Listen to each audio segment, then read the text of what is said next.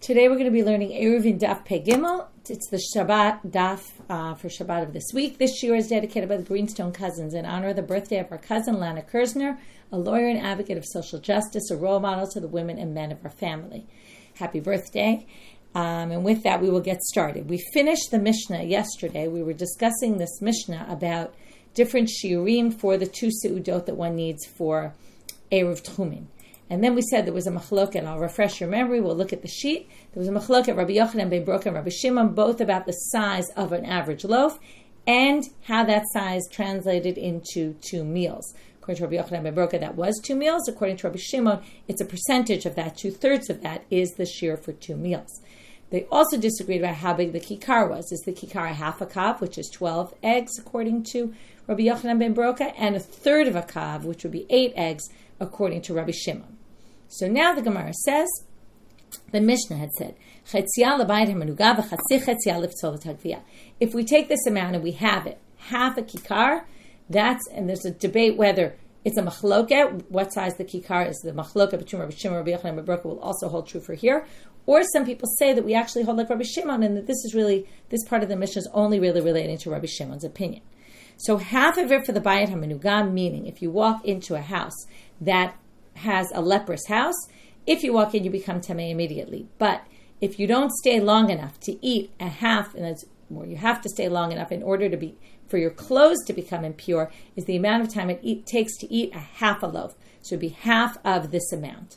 Okay, so again, according to Rabbi Shimon, again, let's pull it up. According to Rabbi Shimon, that half a loaf would be, one loaf, we said, is 1/3 of a kav. 1/3 of a kav is 8 eggs, because a kav is 24 eggs. So half of that loaf would be 4 eggs.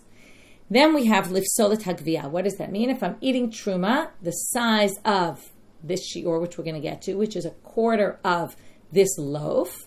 Okay, so again, we're going to drop it down. Okay, instead of 8 eggs is the kikar, it will be 2 eggs, according to Rabbi Shimon. That's the amount you need in order to be eating that will make you tamei while you're eating this truma. Tana. Now we're going to start from the top of Pei Gimel. There's another brayta that says v'chatzi chetzia letamei tumat ochlin. Okay, and 1/4 of that loaf will be to be metamei tumat ochlin. What's 1/4? Well, if we go by Rabbi Shimon, 1/4 of 8 is 1 kibetza. Now this is the famous shiur. We've seen this before for transferring impurities. In order for food to transfer impurity to something else, it has to be a kibetza. Some people think even to become impure it needs to be a kibetza. There's a machloket about that, but definitely to pass on tuma would be a kibetza. So now the Gemara asks, "V'tana didam, my time alo tani tumat ochlin." So why didn't our Tana mention tumat ochlin?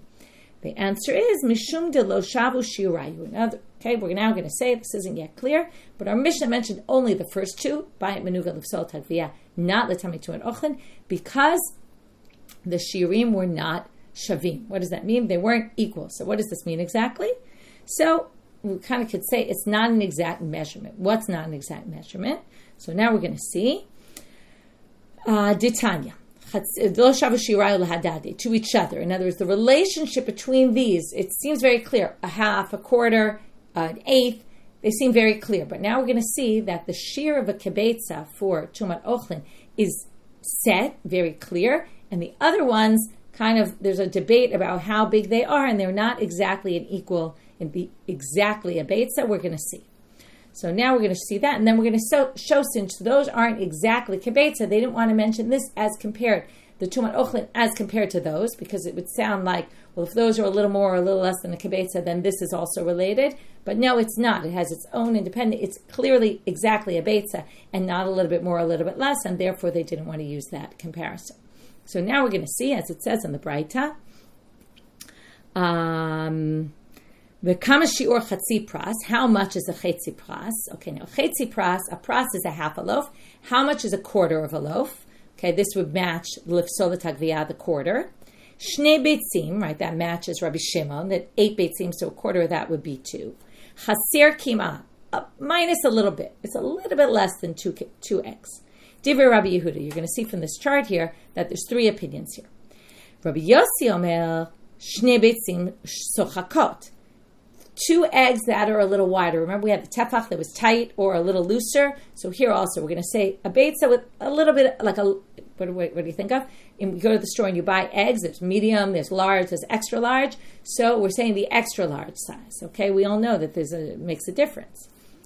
Shiur Rebbe measured shnei beitzim ve'od, 2 and a little bit more. Okay, so he had this, right, we have 2 and a little bit less. We have 2 large, extra large eggs, and then we have 2, but a little bit more. How much is that little bit more, they ask? Ve'od kama, ve'od echad me'esrim bebeitza. Okay, 1/20 of an egg. So it's an egg. Each egg is measured as 1 plus another 1/20. Ve'ilu gabei tumat ochlin. So that was the chatzi pras, which is relevant lifsolat hagviyah. Ve'ilu gabei tumat ochlin tanya Rabbi Natan v'Rabbi Dosi amru kibeitza she'amru kamo u'keklipata v'chachamim omrim kamo below klipata. Both of the opinions about tumat ochlin says that it's going to be kamoa v'keklipata or kamoa b'li klipata. It's either the egg with its shell or the egg without its shell, but it's not any more than an egg or any less than an egg. So you see here that when it comes to tumat ochlin, the measurement is exactly 2, and when it comes to the other shiurim, the measurement is not exactly 2, and that's why it measured those, and it didn't add these, because if you added these, you would have thought that these are relative to those, that the tumat ochlin, and it's not, and therefore they don't say it. Okay, the Gemara continues. Amar from Bar Papa, Amar Rav Chisda. Zo divrei Rabbi Yehuda v'Rabbi Yossi. That all was based on what we just read about the Chatzi Pras, was based on the measurements of Rabbi Shimon, basically. So we're saying this is what Rabbi Yehuda said. Aval Chachamim omrim kebeitza v'mechza sochakot. But Chachamim say that it's actually 1.5 large, extra large eggs, or large eggs. Uman Chachamim, and who is that? Rabbi Yochanan ben Broka. Again, go back to our chart. Why is this match Rabbi Yochanan ben Broka? Because if you say it's 1.5 instead of 2, the chatzi pras, right, the half of a loaf, the quarter of a loaf. Instead of being 2 eggs, it's 1.5. That makes perfect sense with Rabbi Yochanan ben Broka, that a kikar is a half a kav, which is a kav would be, right, that's, one second, a half a kav, right, he would say that, right, the kikar, the reva of the kikar, wait, it would be 12, hold on, I just got stuck for 1 second.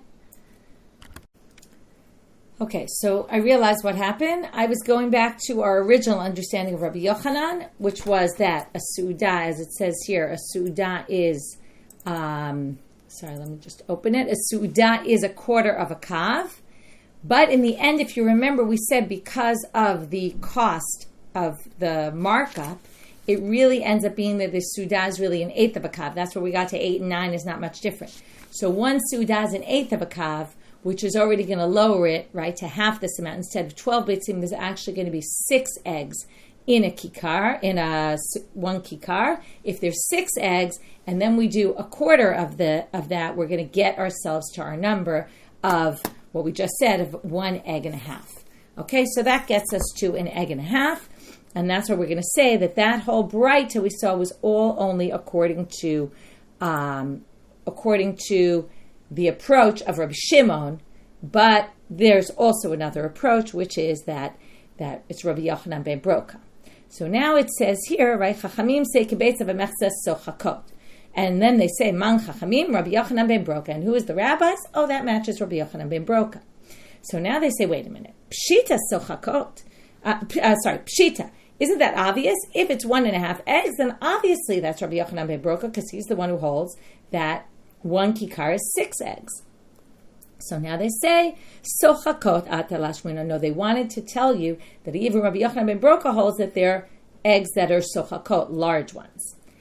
Ki atar of dimi amal. Now we're going to have more about measurements. Shiger bunyas lerebi mudya de kundus. So bunyus, which is a person, sent to Rebbe a measuring implement called a kundus. Demin nausa. It was a kundus from Neusa. Okay, it had a se'ah's worth from Neusa.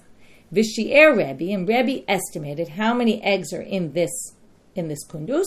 Matan u'shvaisre be'in. It had 217 eggs. So now the Gemara is going to say, wait a minute, what kind of se'ah has 217 eggs? Okay, let's go back now to the sheet, and we'll check out all our measurements. So now we're going to say, ha se'ah dehecha. What kind of se'ah are we talking about? Okay, Okay, we're now going to learn that there was a difference, and this comes up a lot of times in the Torah, in the Gemara, that there were different measurements in different times, and the measurements changed over time. Okay, they were larger. They got larger over time. This is why, for example, a kazayit that we eat on Pesach, when we measure the kazayit, it's much bigger than actually what seems like an olive bulk, because the measurements got larger. Okay, so now we're going to say, it's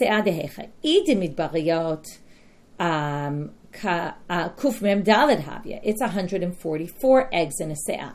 Okay, now we're going to start learning all the measurements. How many eggs were in a se'ah? Okay, we said in a se'ah, let's go back to the top. In a se'ah, we have 20, right? We have each is 6 kabim. Okay, and 6 kabim are made up of, each kav is 24 eggs.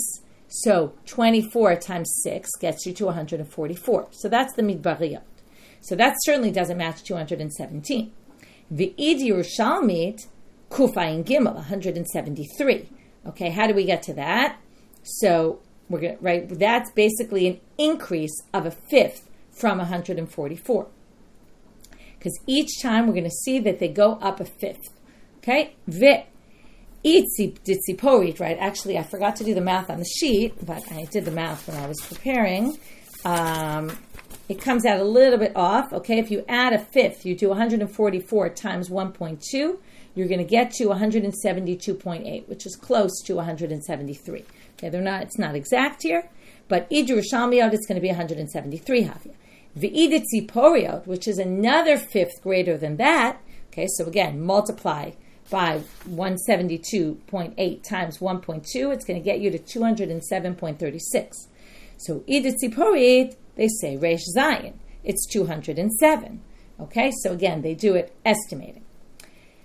Reish Zayin Havyan. So it doesn't match any of them, right? It's at least close to 207, but it's still 217. So the Gemara is going to answer L'olam de Tziporit. Okay, now, so they're saying it's the Tziporit. How could it be, though? It's off by 10. Let's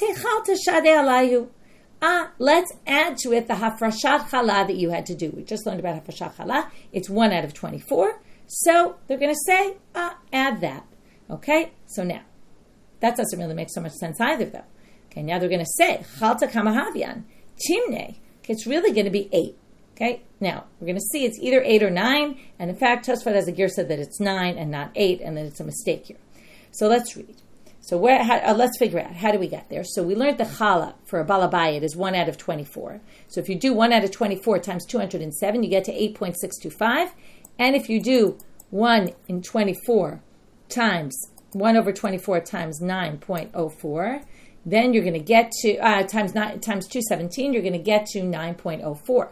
So again, it's either going to be 8.6 or 9.04.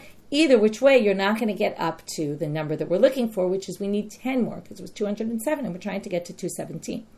So, by the way, how do you get, sorry, I wasn't clear why I just did these two calculations. I forgot to explain. If you go by what the Gemara says, that it's 8, then you'd have to assume that they multiply it by 207. Now, that's a little bit weird, because you're saying the challah is 1 out of 24 of the final amount you get after you already take the challah out. That doesn't make so much sense.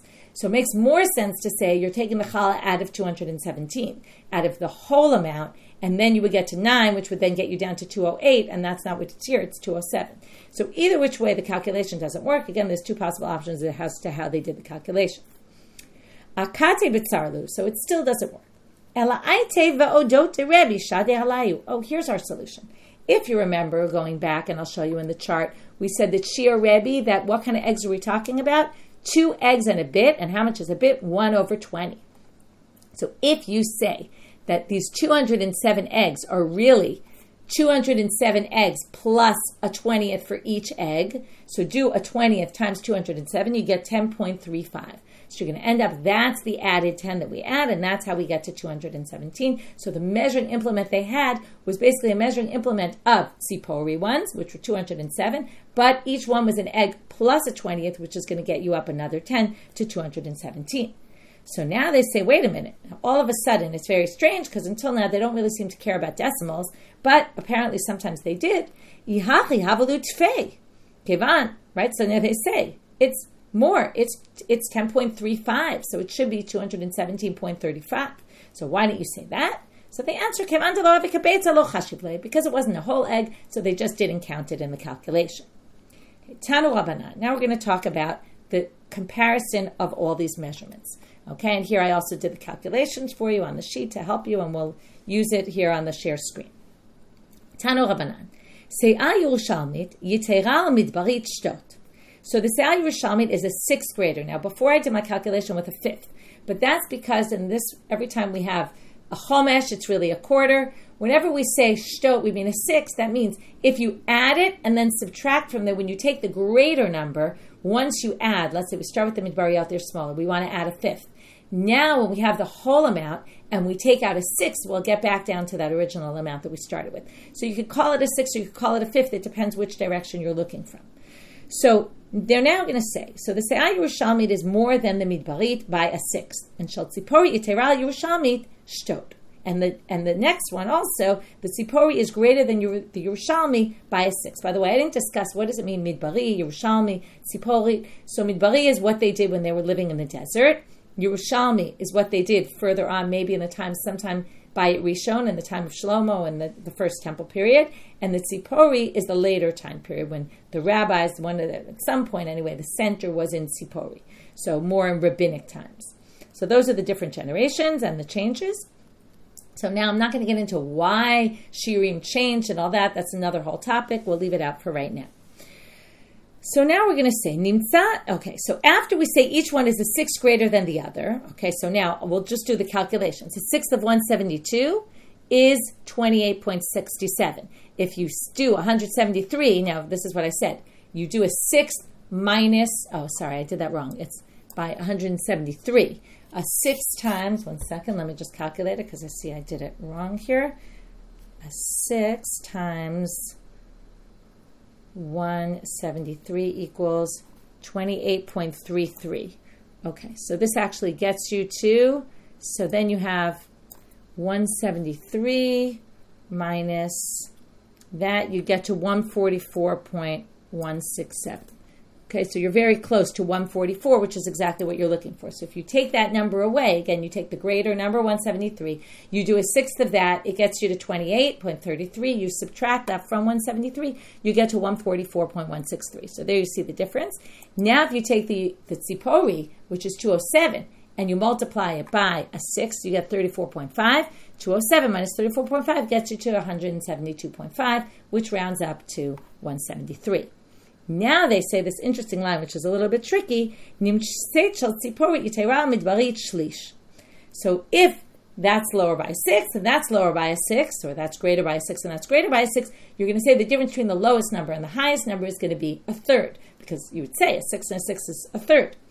But it's not exactly true, because each time it takes a 6 off, and this number doesn't really make sense. Right? I can explain to you mathematically why it doesn't make sense. The Gemara is going to, from a logical perspective, because each time you're taking a 6th off of another and then a 6th off of that. It's not 2/6 off of the top number or greater, right? It doesn't work that way.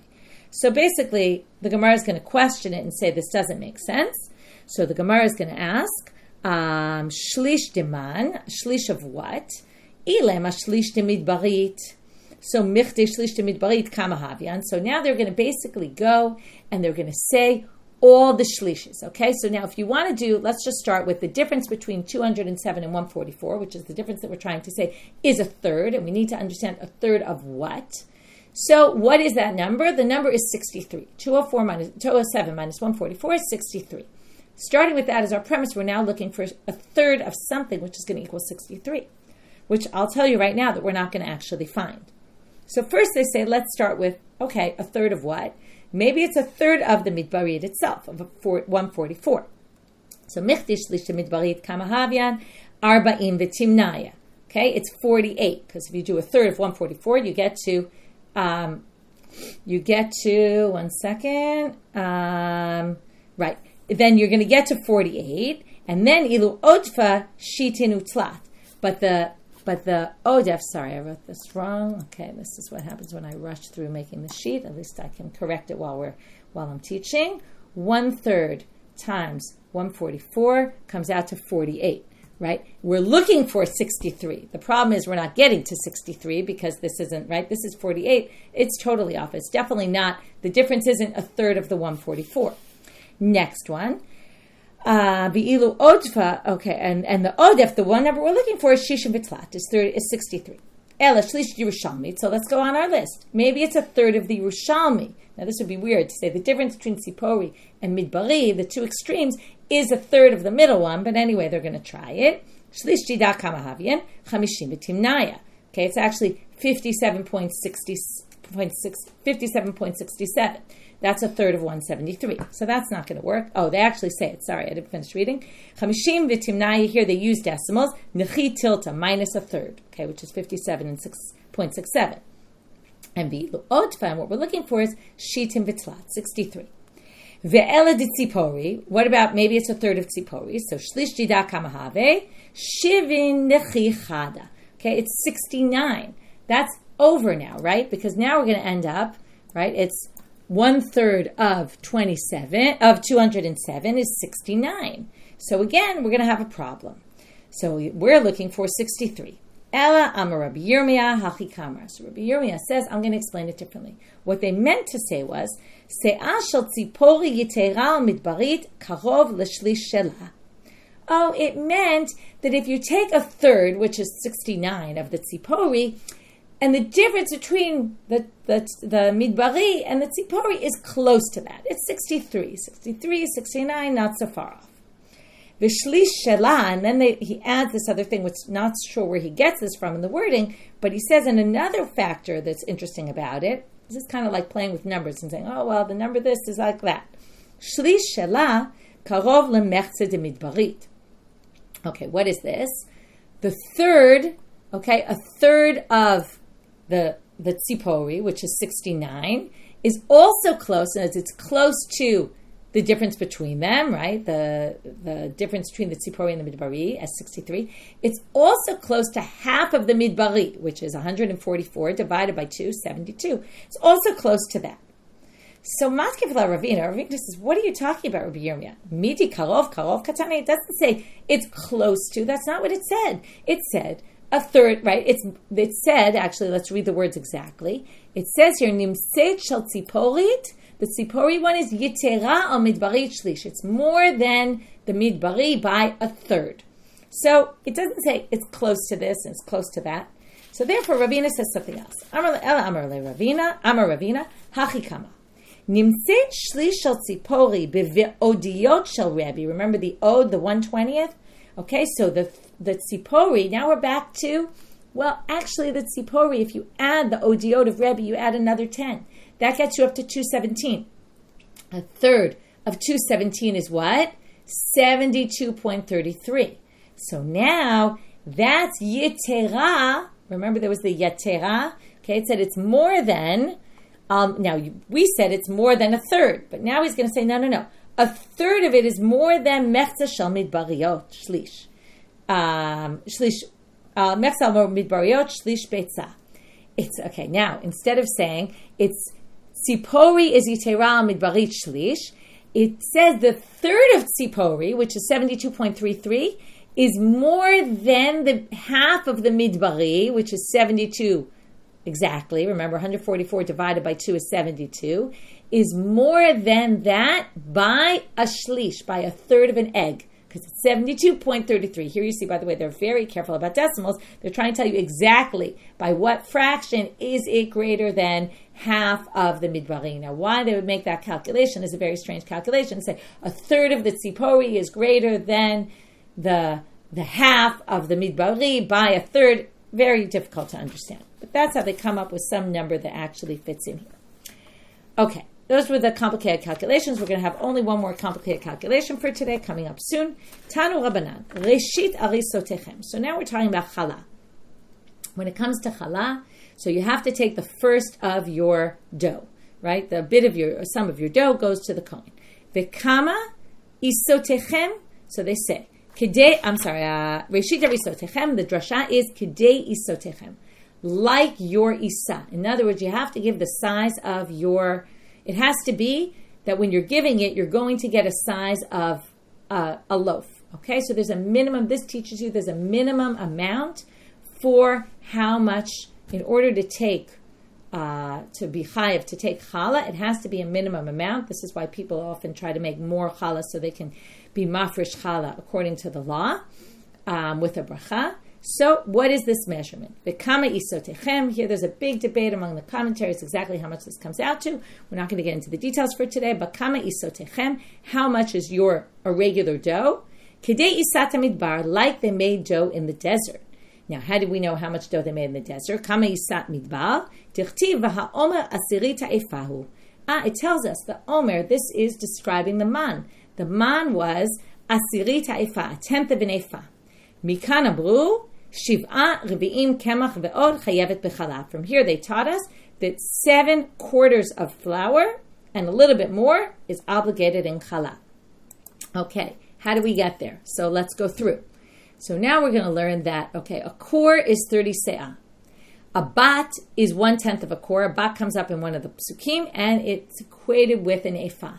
So an ephah is a tenth of a se'ah, okay, a tenth of 30 se'ah, which would be 3 se'ah. So an ephah is 3 se'ah, which is 18 kabim, which is, we learned already, a se'ah is 6 kav, right? That's why 3 se'ah is 18 kabim, which is 144 eggs. So a kav is 24 eggs, right? So I'm going backwards. Because a kav is 24 eggs, so a se'ah is going to be 144 eggs. So if we take a tenth of that, we're going to get to 1.8 kabim, okay, a tenth of that measurement, which is going to be 43.2 beitzim.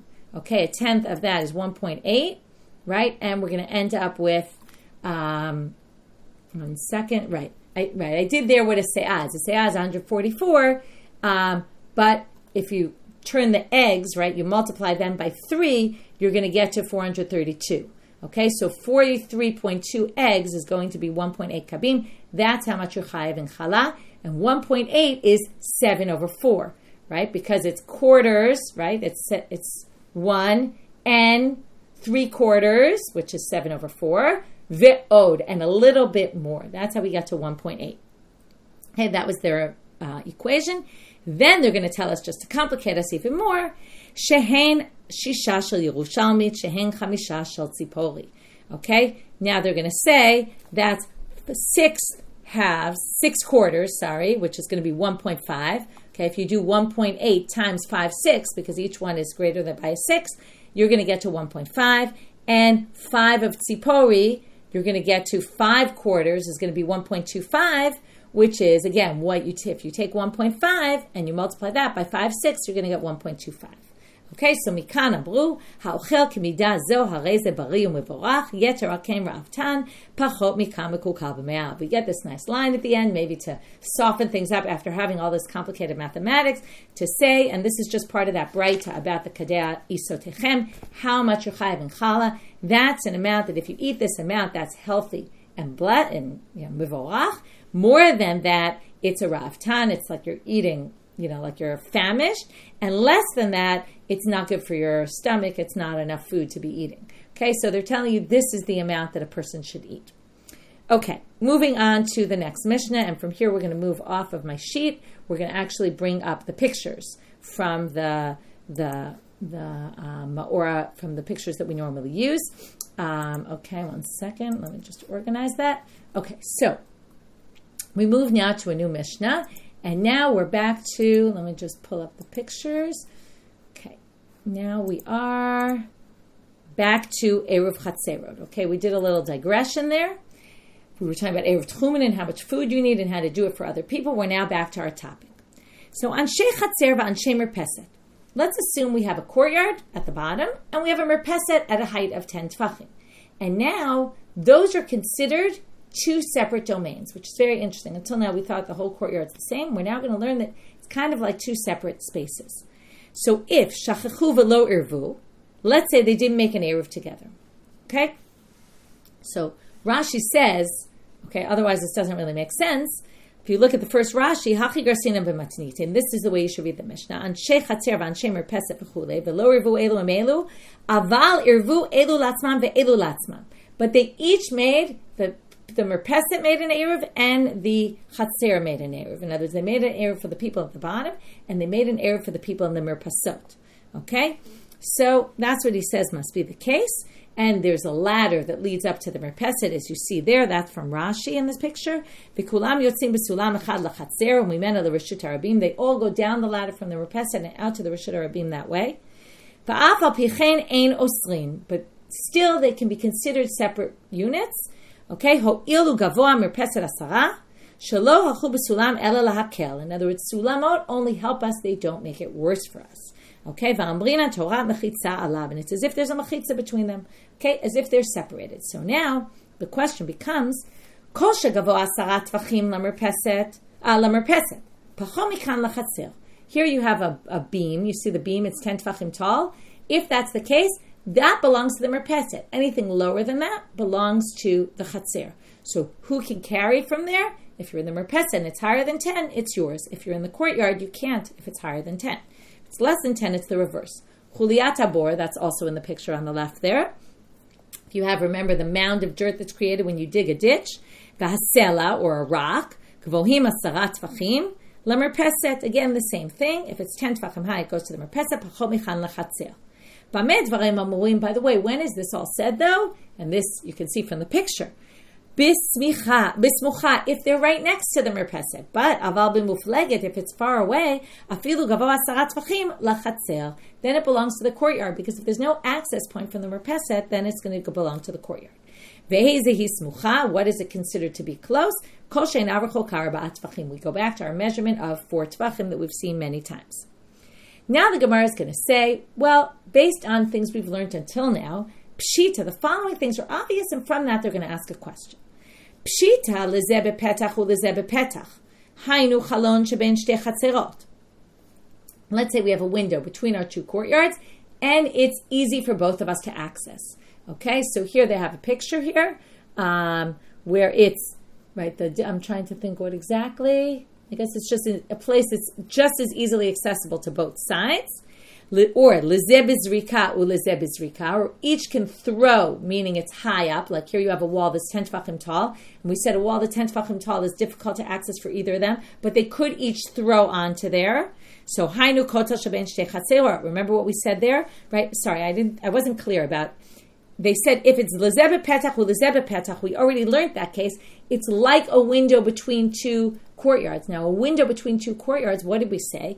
If my courtyard doesn't make an eruv with your courtyard, and we have a window that's accessible to both of us equally, both of us can get there, just like with the window or just like with the wall, and therefore neither of us is allowed to put anything on there because we forbid each other. It's as if we're connected. So even if it's less accessible, but if it's just as equally inaccessible to both, then no one can do it.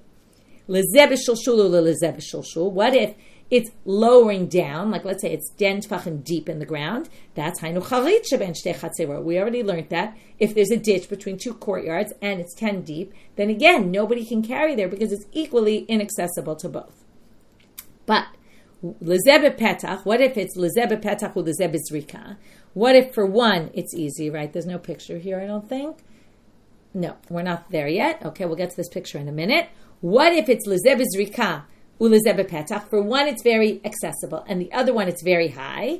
Hainu de Rabba bar Rav Huna. That's Amar Rav Nachman. We already learned, if you remember, if it's noach tashmish, it's comfortable for one and not for the other, then it goes to the one who it's noach for. They have access, and the other one doesn't.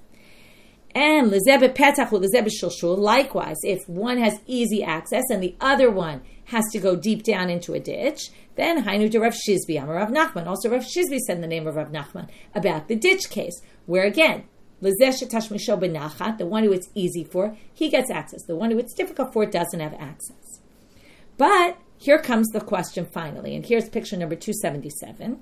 Lezeh b'shulshulu lezeh b'zrika. What if one has a ditch in front of him and the other has, for the other it's 10 high? Okay, for one it's a wall, for the other it's a ditch, because again their houses aren't on the same level. And then it's equally inaccessible to both, but in a different way. So what's the story? Amar Rav Shneihem Asalim. He says, what's the difference? It's both equally inaccessible. Shmuel Amar Notnim Oto Lezeh Shebeshulshul. The one who it's down, it's a ditch, is actually, he gets it. Why? because shelazeh tashmisho benachat ulezeh tashmisho bekasheh. B'chol davar shetashmisho lezeh benachat ulezeh bekasheh. No t'nimato lezeh shetashmisho benachat. He says it's easier to get to something that's deep in the ground than to get something that's high up on a wall. And therefore, he says in that case, I review that comparison as for him it's comfortable, for the other one it's not, and therefore the one who is for the ditch gets access. Okay, we'll stop here for today. They're going to then bring a mishna, our mishna, and we're going to see the connection to use it as a question. Okay, we'll stop here. Have a Shabbat Shalom or Shavua Tov to everybody.